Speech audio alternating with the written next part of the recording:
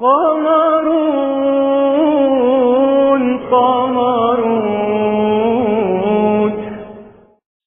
السلام عليكم ورحمة الله تعالى وبركاته.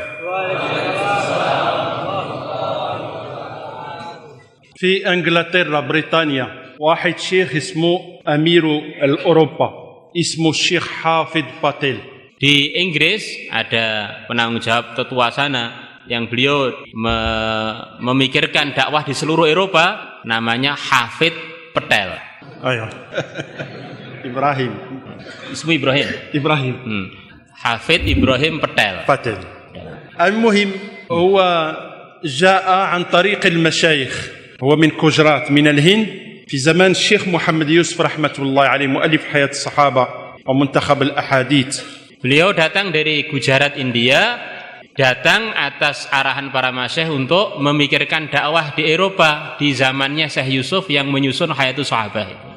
فهو قال يا شيخ أنا الآن في بلد فتن، بلد غير مسلم، الكفر، كيف أنا أبقى في هذا البلاد؟ أريد أدخل إلى الهند.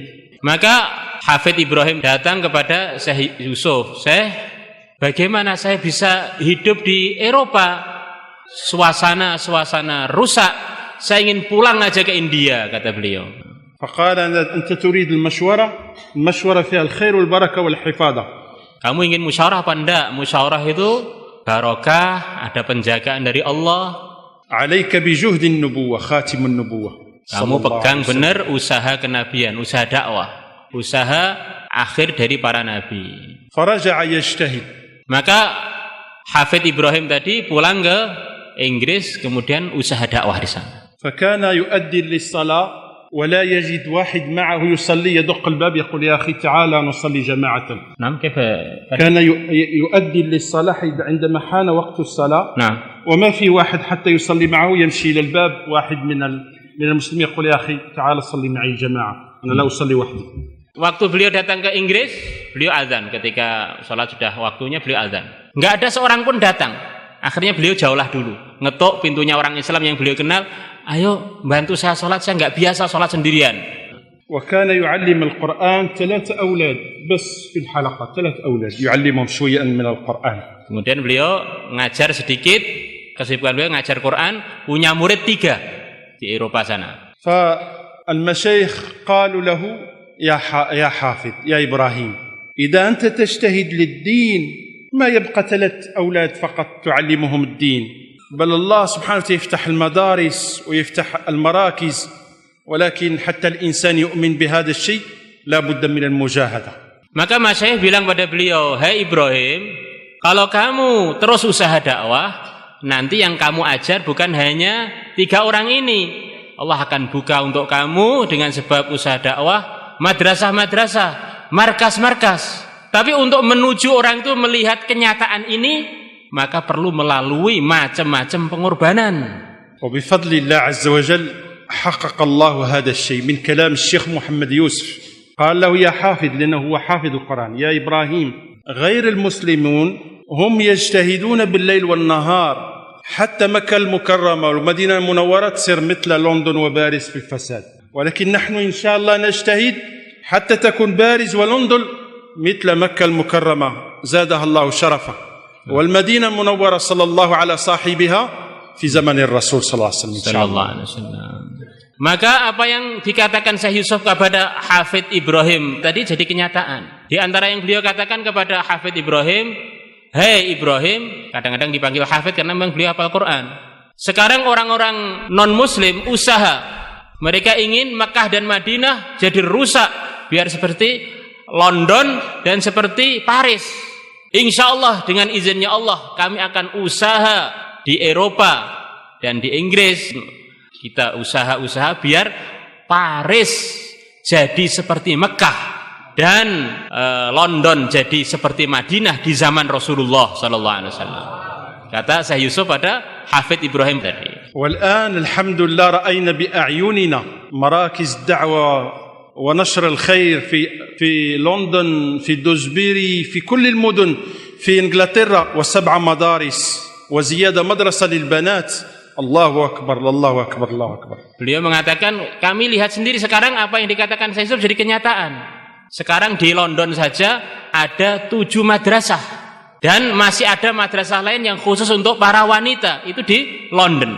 وهكذا في فرنسا. في فرنسا جاء شاب من أليغار من الهند عن طريق المشورة اسمه ثناء الله، وجاء يريد الدراسة في فرنسا، لكن ما يعرف اللغة العربية ولا اللغة الفرنسية، فقط بلادهم يتكلمون الأردو وثاني لغة الإنجليزية. Begitu juga cerita di negeri kami, negeri Prancis. Telah datang dulu dengan musyawarah dengan para masyayikh seorang pemuda namanya Thanaullah. Dia berangkat ke Prancis untuk belajar dunia. Dia datang ke sana nggak bisa belajar, nggak bisa bahasa Prancis, nggak bisa bahasa Arab, bisanya bahasa Urdu dan bahasa Inggris. فجاء والمشورة فيها الخير والبركة. فإخواني أحباب الكرام جاء بكتاب فضائل الأعمال للتشويق للأعمال الخير، وبدأ كل يوم مع الدراسة يخصص وقت في حلقة التعليم وزيارة المسلمين. Maka beliau mulai belajar di Prancis. Bekalnya dengan membawa buku taklim. Maka tiap hari beliau meluangkan waktu untuk taklim dan untuk mendekati orang-orang Islam yang ada di Prancis. فببركة هذا العمل المبارك الدعوة إلى الله الذي أعطاه لجميع الأنبياء عليهم الصلاة والسلام بدأ الخير ينتشر وخرجوا أفراد في سبيل الله وصارت الدعوة في فرنسا ببركة هذا العمل المبارك.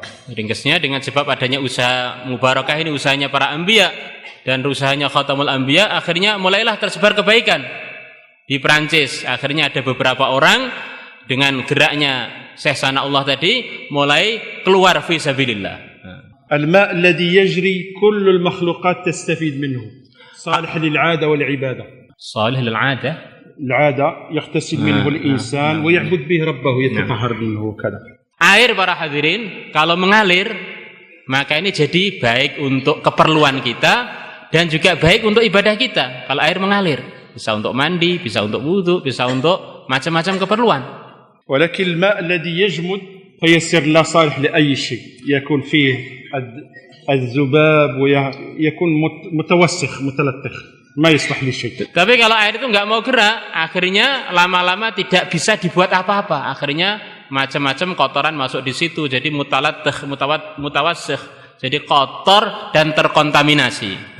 فأمة الإسلام خلقها الله للتحرك للدين لنشر الدين وما أرسلناك إلا رحمة للعالمين. Umat Islam ini diciptakan oleh Allah, di antara maksudnya adalah untuk menyebarkan agama, untuk gerak untuk agama, sebagaimana Allah telah menugaskan Nabi kita Muhammad sallallahu alaihi wasallam untuk jadi rahmat seluruh alam, untuk gerak. الأمة في الانتظار تقول النجدة النجدة ما وجدوا الراحة بدون دين. الله بين ليس موجود الراحة بدون دين في المشاكل، فمن يرحم عليهم بعد النبي صلى الله عليه وسلم؟ نحن يا إخوان نتحرك للدين، لهذا نسجل أسماءنا ونخرج في سبيل الله، نرحم على أنفسنا ونرحم على أمة الرسول صلى الله عليه وسلم. Sekarang umat ini nunggu-nunggu kita. Mereka nyari-nyari pertolongan, nyari-nyari keselamatan, tapi nggak ketemu. Itu adanya dalam agama. Maka kita gerak untuk agama, untuk nyayangi diri kita dan untuk nyayangi umat. Umat pada teriak-teriak an-najdata, an-najdata, tolong, tolong. Nah, ini untuk nolong mereka adalah dengan agama. Mereka tidak akan menemukan pertolongan yang sebenarnya tanpa mendapatkan agama. Dan agama akan datang pada mereka dengan gerak. InsyaAllah semuanya nulis namanya. Masya Allah. InsyaAllah. Silakan Masya Allah. Maksud min hadal kalam tahrid nasta'id nakhruj. Bismillah. Tujuannya bayan ini ya untuk menghurutkan yang di depan ini dan menggerakkan yang di depan ini. InsyaAllah semuanya niat InsyaAllah. Bismillah.